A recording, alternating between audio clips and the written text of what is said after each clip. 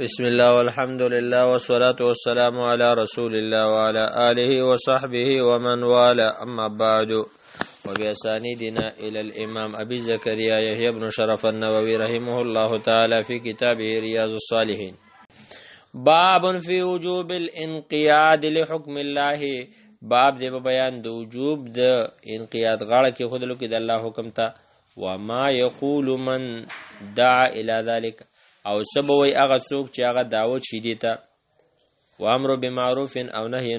عن المنکر امر بالمعروف او نهي عن المنکر د الله حکم ته غاړه کې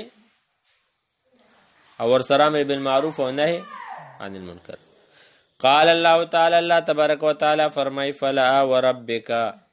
پیغمبر د سینه د قسم مې دستا پر رب لا یمنون داخل نشي مؤمنان کې د حتا یو حق مو کتر دي چې تا فیصله کون مقرر کې فيما شجر بینهم پاغه څه کې چې اختلاف دي د دې په مابین کې ثم لا یجدو فی انفسهم حرج بینمند کوي په خپل وړونو کې تنگسیا مما قضیت استاد فیصله نه وسلمو تسلیما غاړه دیغه ته په غاړه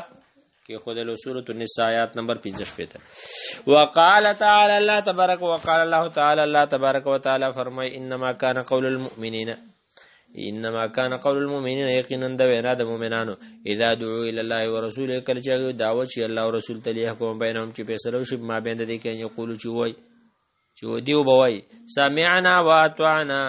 چې منګه واورید او تابعداري کوو اولئک هم المفلحون دا کسان کامیاب دي سورۃ نور 55 نمبر آیات او فيه من الاحاديث او په دې کې حدیث دي حدیث ابي هريره المذکور حدیث د ابو هريره چې هغه ذکر دی په اول الباب په اول د باب کې قبل او مخکې وغيره من الاحاديث په نور روایت احادیث په دې ها نبی هريره رضی الله عنه روایت دی قال فرمایدا لما نزلت على رسول الله صلی الله علیه وسلم کله چې نازل شو په نبی علیہ السلام باندې د آیات لله ما فی السماوات و ما فی الارض وان تبدوا ما فی انفسکم او تخفوه يحاسبكم به الله الايه د الله د پاره غسرې چې پس مانونو کې دی هغه چې پس مکه کې که تاسو ښکارا کوي هغه چې تاسو پړونو کې دی پټوي حساب بکې الله تعالی تاسو سره الایا سوره بقره 203 یا اشتد ذلك على اصحاب رسول الله صلی الله علیه وسلم د آیات سخت په صحابه د رسول الله فاتوا رسول الله صلی الله علیه وسلم دی اورال رسول الله ثم بارکو به دیو ګونټي واله على الركب په دې ګونټو باندې د سکه ناس د سړی کې د ګونټي و فقالوا دیول اے رسول الله اے د الله پیغمبره کلفنا من الاعمال منګ مکلف شوی په عملونو باندې مانو تی کومنګه طاقت نه لرو صلات منذ والجهاد او جهاد او صيام روزه او صدقه او صدقه وقد انزلت عليك هذه الايه او تابن دایت نازل شوی ولا نو تی کومنګه طاقت نه لرو قال رسول الله صلی الله علیه وسلم تو فرمایل اتريدون تاسو غواړئ ان تقولوا چې تاسو وایي کما قال اهل الكتابین لکه څنګه چې دوه کتابونو والا ویلي تورات او انجیل والا من قبلکم تاسو نه مخکې چې سمعنا وعصینا من اورو نه فرمانی کو تاسو اوریدل کوي به نه منې خبره بل قولوا وای سمعنا واطعنا بلکې من واورید تابعداري کو غفرانک الله من تبخنو کې ربنا زمن رب ولیک المسیر ته درګرځیدلی فلما اقترأ القوم کله چې قوم دا ولست وزلت بحال سنتهم او تابع شو په دې باندې د دې جبه انزل الله تعالی فی اثر الله تعالی راولې د دې پسې ہدایت امن رسول بما انزل الیه ایمان راولې پیغمبر پاغه چې هغه تنازل شوی من رب طرف دربنه المؤمنون مومنانو ایمان راولې کلن امر بالله ټول ایمان راولې په الله باندې او ملائکتی په ملائکه او کتب په کتابونو او رسول په رسولانو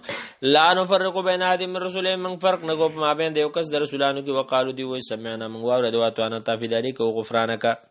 الله مکتب بخنه وکي ربنا زمنګ رب ولیک المشیر ته درګرځیدلی فلما فعلوا ذلك کله چې دا کار وک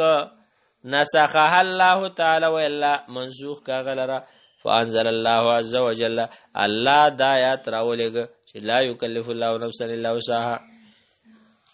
الله تعالی نه مکلف کوي یو نفس مگر څومره چې طاقت نو هغه خبر چې پړه کې تیریږي دا انسان په طاقت کې نه په دې باندې الله سره نه رانیس لا ما کسبت د انسان د پیدې د پاره غسر چې د ځان د کړی دي وعليه د په zarar باندې مکتسب چې د کړی ربنا زمنګ ربلات واخینا تمنی سی منګ ان نسینا که زمنګ خبر یې رجو وختانه یا خطا شو قال غول نعم او ربنا زمنګ رب ولا تحمل علينا اسرا تم بارے په منګ باندې ګران حکمونه کما حمل توال الذين من قبلنا لکسرم چې تابر کړی پاک کسان چې زمنګ نمخ کړي قال دی ویل نعم ربنا زمنګ رب ولا تعملنا تم بارے موږ باندې مالات واقدرنا بیا غس موږ په طاقت نشه قال ولنا